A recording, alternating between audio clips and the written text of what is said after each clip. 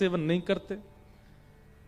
तो जिनका ये भाव है कि घर में सब बनाते हैं खाते हैं और हमको रोकते हैं टोकते हैं, तो फिर ऐसे लोगों के आगे हाथ जोड़िए।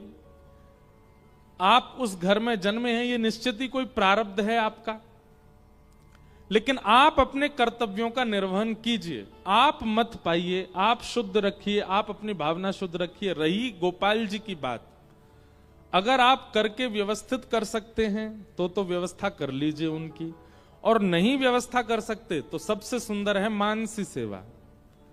अपने ठाकुर जी के सामने शुद्ध पात्र रख दो, भले ही उसमें सामग्री ना हो, और पात्र रख करके मानसी भाव से नेत्र बंद करके विश्वास पूर्वक सुंदर मन में ही सब्जी बनाइए, पात्र में पधरा दीजिए।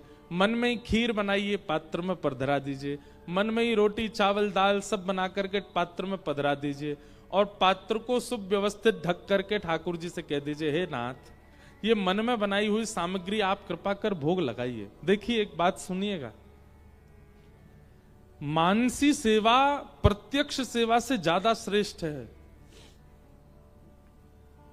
एक बार की बात है,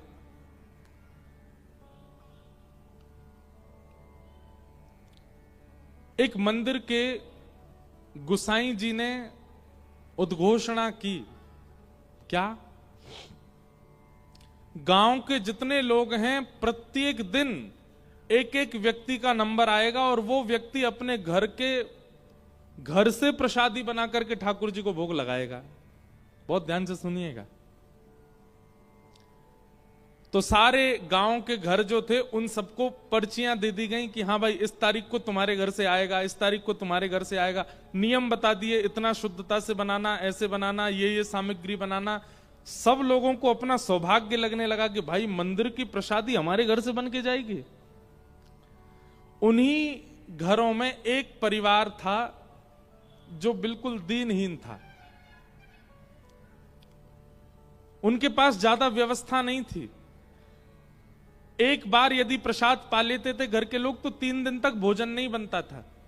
अब उनके यहां मंदिर से प्रस्ताव आया कि भाई आपको अपने घर से भोजन बना के इस तारीख को भेजना है, और भोजन भी थोड़ा मोड़ा नहीं बनेगा, इतना बनेगा कि वो प्रसाद लगने के बाद पूरे गांव में बटेगा। अब वो घर के लोग बेचारे प्रसन्न हो कि दुखी हो?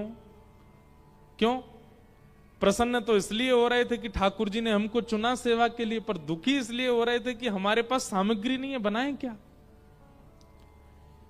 रात्रि का समय, तो रोते रोते गुसाई जी के पास गए और जाकर के कहा, हमारा सौभाग्य कि हमारे परिवार को चुना गया, पर हमारे पास इतनी व्यवस्था नहीं है, हम कैसे बनाएंगे?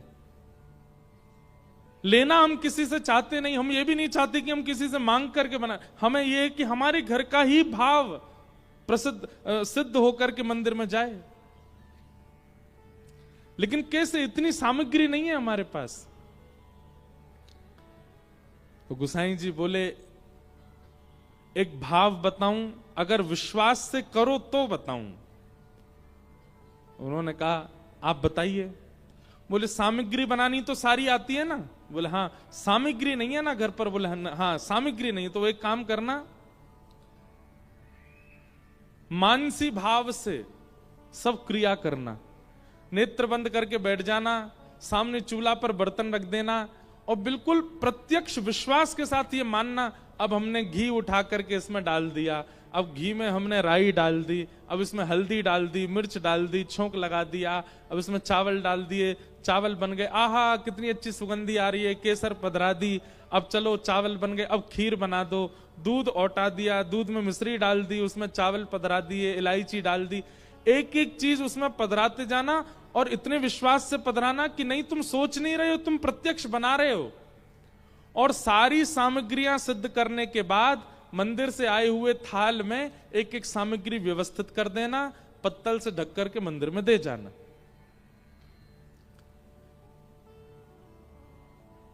अब जिन परिवार को ये बात बताई गई वो लोग गए और जाकर के उन्होंने पूर्ण भाव से, बहुत ध्यानपूर्वक सुनिएगा, पूर्ण भाव से नेत्रबंद किए और मन में भाव रखा, हाँ ठाकुर जी आपके भोग के लिए सामग्री बन रही है, बढ़िया, हमने गोबर का चौका लगाया है। गोबर की सुगंधी आने लगी उनको।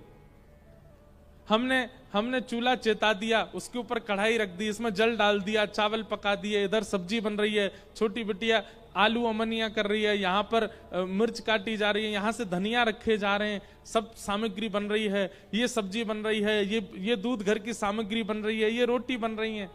सब सामग्रियां यथावत जैसे जितनी देर में सिद्ध होती हैं उतनी देर लगा करके विश्वास के साथ उन्होंने मन में सिद्ध की।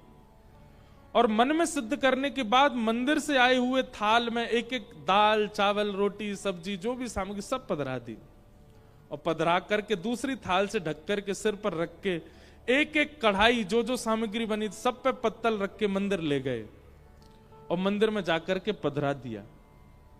और गोसाई जी से कहा उसमें खीर है, इसमें कड़ी है, इसमें चावल है, यहाँ रोटी है, आदि आदि सब भाव बता दिए और प्रणाम करके वे चले गए।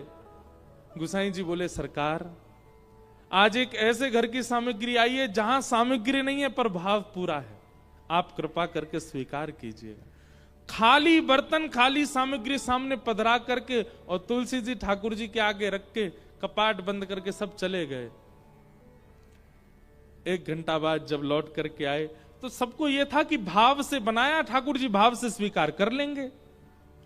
लेकिन लौट करके जब कपाट खोल करके भीतर गए तो जो जो सामग्री विचार की थी, जो जो विचार में, मानो खीर अगर थोड़ी थोड़ी पीली सी थी केसर के रंग के कारण, तो भीतर प्रवेश करती जैसी सामग्री मन में सोची थी वैसी सामग्री प्रत्यक्ष प्रकट हो गई और ठाकुर जी ने सबका भोग लगा लिया। और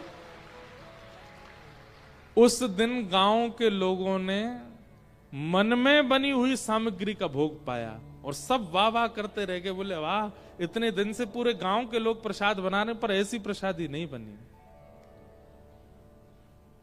आप प्रत्यक्ष में ठाकुर जी को नहीं दे सकते तो मन से बनाइए। एक कंजूस भगत था, देखिए आपकी जिनका ये प्रश्न है उनकी स्थिति तो है मांस को लेकर के। और एक बात बताएं, हमको बहुत पीड़ा है, हमारे पास आज लगभग 50 प्रश्न आए जिनमें से के 15 प्रश्न तो मांस के संबंध के थे। हमें बहुत पीड़ा है इस बात की। झारखंड में सब कुछ बहुत अच्छा है, झारखंड के लोग बड़े सहज हैं, सरल हैं, भक्ति भाव वाले हैं, कथा सुनाओ तो उनके चित्त में भक्ति प्रकट हो जाती है। यहां पर प्राकृतिक सौंदर्यता कितनी है, सब कुछ बहुत अच्छा है, परंतु ये खान पान की शुद्धता केवल ये एक कारण बन जा रहा है जिसके कारण संतों का आगमन, जिसके कारण बड़े बड़े ऋषियों का आगमन, जिसके कारण आज के शंकराचार्य आदियों का आगमन कार्यक्रम हमारे हिसाब से झारखंड में विशेष रूप से इसलिए नहीं बन पा रहा क्योंकि